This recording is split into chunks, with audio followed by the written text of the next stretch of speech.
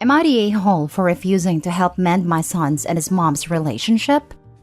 I married the Wicked Witch of the East, and the only good thing that came out of that was my son Jeremy, who is now 16. My ex and I fought hard over custody and other stuff. Ironically, she made herself unavailable for parenting when everything was said and done. Literally every picture or video she has of our son that isn't a school or sports picture has whatever man she was with at a time. Basically, I raised my son as a single dad from the time he was 8. I did remarry, and I'm happy that my son sees how couples are to respect and honor each other. There was a lot of tension brewing between my ex and my son as he started to see her for what she really is. It exploded when she posted a picture of him and her and wrote this horrible post filled with lies about me and my wife. For example, she claimed I cheated on her with my current wife, when I did not even meet my current wife until a year after we divorced. My son is very close with my wife and his half-brothers, and he lost it on her and told her not to contact him again. He hasn't replied to her text or voicemails or emails. At first, she dug in on her lies saying it was her truth, but that she forgives me for things I didn't do. My son still didn't bite. They now told her not to come to his sporting games when they start. Well, I just passed the message. My ex is now telling me that it's on me to help her mend the relationship. I said I want nothing to do with her either. Her attack on me was because I don't have to pay her child support anymore, and her husband left her, and I'm just letting my son decide who he wants to talk or not talk to. I don't believe this is all about defending me, as much as my son was embarrassed by his mom airing dirty laundry on IG. I have zero interest in being the nice guy. I believed in letting my ex reap what she sowed. I'm her enemy, and I'm not going to, and I'm not obligated to help her. Now for the top comments. Do not get between them. This is a fight your wife picked. Important not to badmouth your ex to your son. Be careful even in conversations with your ex. She could be recording you and can twist your words to your son. Not the a-hole. Trying to help the situation may sound like you are somehow guilty. Best to let your ex handle it by herself and offer support to your son. My sympathies to you and your son. I feel like my dad could have written this 20 years ago. My mom was exactly the same as your ex, OP. And my dad had me living with him 50% of the time from when they got divorced when I was 5 until at 11 when I moved in full-time. I'm 36 now, and my dad is still one of my very best friends and favorite people. We talk every day, even though I live 6 hours away. You're not the a-hole. Your son is 16, not 6. He's old enough to decide who he wants to talk to and have a relationship with. Your ex made this mess, and it is not on you to clean it up.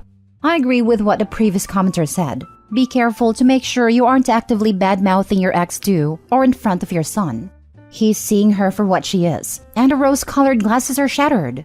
I now have a little boy of my own, and I pray I'm as good as a mother as my dad was a father. My dad is very close with my husband, my son, my sister, my in-laws, while my mother and I speak again, but it's on my terms. She can't push me around like she could when I was 6, and I'm fierce when it comes to my son. She used to do stuff like travel across the country to see my stepsister's children with her husband, but wouldn't meet me an hour and a half away, which is midpoint for us, to see my son for lunch. She forgot his birthday when he was 2, so I laid the law down and said I won't tolerate a half-baked relationship with him. She either treats him the same or just can't see him. I'm not going to let her mess with a sense of self-worth like she did with me. And that may be something that you do want to talk to your son about. Without insulting your ex, talk to him about how he feels about the whole thing. Ask him. Tell him that he is a great kid and that both of you are very lucky to be his parents. Make sure that she hasn't been trashing him on social media too. That kind of thing can really mess with your head when you're a teenager. I wish you the best. You sound like a wonderful father, not the a-hole. Why do you have to pay your child support if your son was with you from age 8?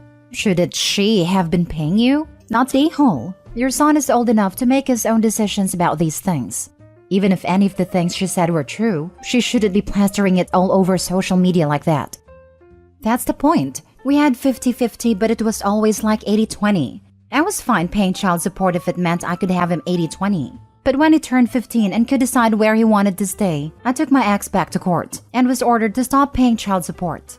Now she pays a lot for him, which she wasn't expecting but thought her husband would pay. He ended up divorcing her instead. Next story. Am I the a-hole for telling my dad's girlfriend the truth about why I have limited contact with them? I'm number 2 of 4 sisters. I had a good childhood in terms of having good food to eat, nice clothes, education, etc. But I didn't have a good childhood in terms of a loving environment. My dad screamed at my mom all the time and called her names and compared us to other kids. These are just a couple of things. There's a lot more. And of course, he was always right. He could never be wrong. He did a lot of charity and helped other people, so Mom would always say what a good guy he is, and we should be grateful for him. Me and my sisters also managed to ignore everything when we were younger and didn't know better. Then a few years ago, there was a situation, I don't know how else to put it, with my older sister that finally made Mom take off her rose-colored glasses, and she filed for divorce. And I have limited contact with him now. He has a new girlfriend who he's been with for about a year. I've met her once and she did seem nice, but I just don't want much to do with him. Not that long ago, his girlfriend DM'd me asking if I'd like to meet up with her for coffee and that she wanted to talk to me. So I said okay, and we had lunch a few days ago. She asked me why I was so distant from my dad, and if it's something she did, or if she made us feel uncomfortable, and she would like to get to know us and clear the air. I said it's not anything like that, it had nothing to do with her. I eventually told her about what type of dad he was, how he treated my mom and all that. She seemed sort of shocked at first, and I think she thought I was exaggerating. I didn't really know what to say, so I just replied this is what he was like with us and this is why I limit contact. She obviously talked to Dad about this, and he called me asking why I said that to his girlfriend. I replied she asked for the truth, so I told her the truth, but he said he's upset I tried to make him look bad, and I'm one-sided. I wouldn't care what he thinks, but my younger sister thinks I shouldn't have told her all that and just let them be.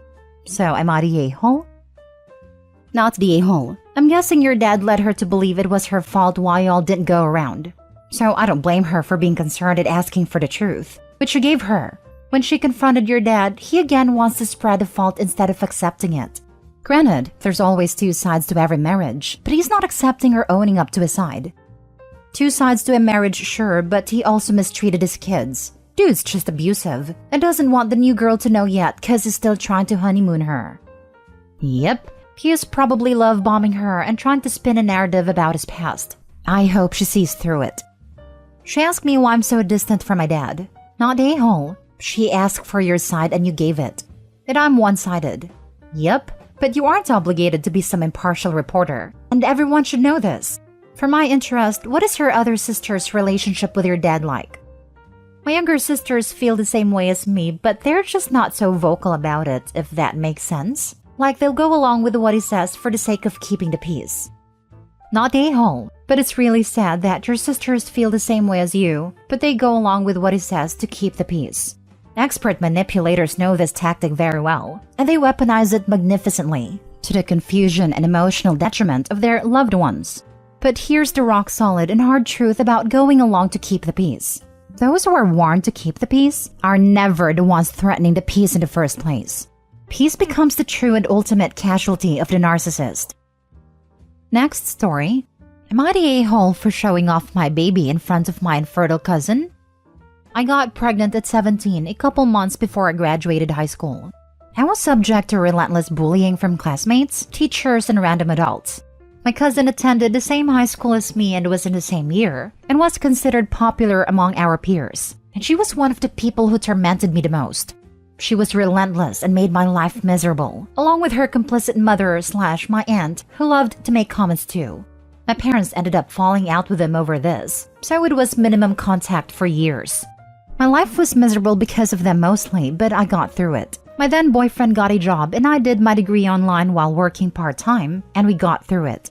We are now married and both have very well-paying jobs. I now have a 6-year-old and another baby on the way, and I wouldn't change a thing.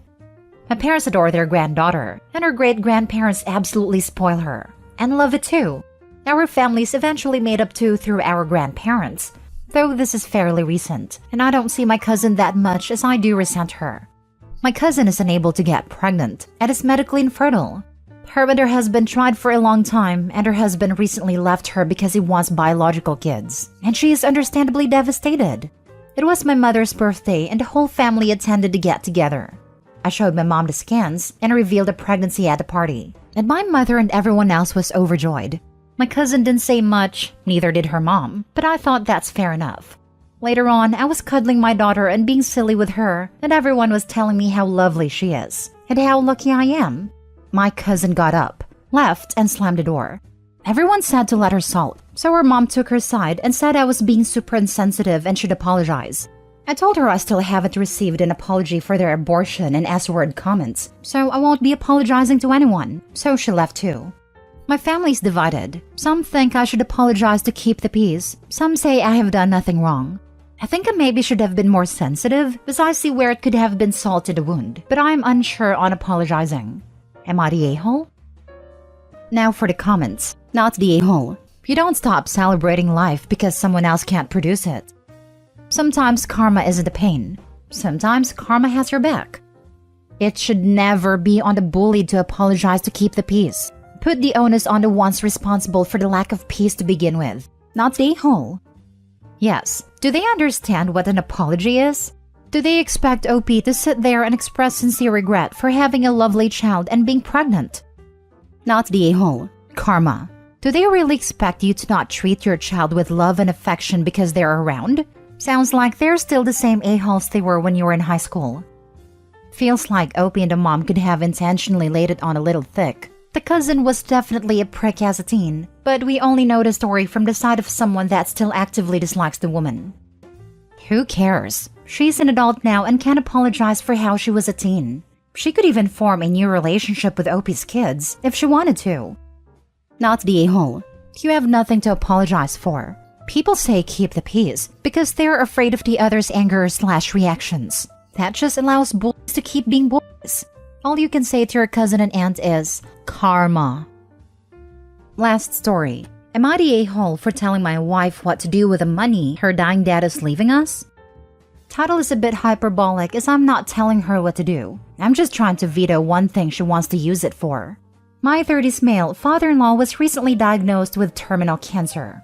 It came out of the blue, and a huge shock for the family, and my wife is obviously not handling it well. He's let us know that he will be leaving a few $100,000 to my wife and her brother. We're pretty solid financially. I don't really need the money, so I thought we'd stick almost all of it into our children's college fund, wedding fund, down payment fund, and our retirement fund. Now, my wife's brother is quite a wealthy real estate agent, and he's been telling my wife all about his plan to pool the money to buy land and build a family cabin to honor their dad. Cool idea on the surface, but he's just not the type of person I would want to own something with. He's ruthless and lives by ethics and morals I don't agree with. The big issue is my brother-in-law is native while my wife was adopted into the family. Because of this, she can't actually own the land or cabin. It would be technically all his. I don't think throwing all that money to something that we will have no control over is a wise idea, and we could really set up our kids with that money. Now, obviously my wife is quite upset with me. It has essentially said I have no say in how the money is spent, which is odd for us because we have joint accounts for everything. All of our money always becomes our money. I think she's just stricken with grief. It isn't thinking rationally. Am I the a-hole? Not the a-hole. OP, I have a feeling that the answers you are going to receive here will be very similar to the ones I'll share below. I would share this thread with your wife once it's hit a general consensus. This sounds like a truly terrible idea for all those involved, with the obvious exception your brother-in-law. Inheritance is a once-in-a-lifetime opportunity and should be a safety net for all of the things that you named above that sound like they are all well-planned, like wedding, college, retirement, etc. Biggest element against your brother-in-law's idea is, if your partner were to pass away or become incapacitated, you would have no legal right to this shared property, which could leave you and your children in a very poor situation. This among all of the potential downfalls of sharing property with someone that you typically don't agree with. As he would be the owner, your opinions and wishes will always be second. What I would suggest to your wife if I were in your shoes, put the money in a trust intended for the children. That way, pure and unbiased as is no longer a direct benefit to you. Thanks. It's a tough situation because he's very persuasive and is pulling heartstrings hard. I can't argue with him directly as I feel that would be inappropriate, especially because my father-in-law is still alive. It's too bad he's ill, because the quickest way to shut this nonsense down would be to tell her brother to dad. I would never. You just don't talk about stuff like that in our family. Not the a-hole. I would wait until things aren't so fresh. Your wife basically wants to throw the money away. She will have no control and no ownership. I would take her to talk to an attorney about this investment. They will tell her it's a bad idea, and hopefully she will listen. It's an often used rule of thumb to not do anything big for a year after a significant emotional event.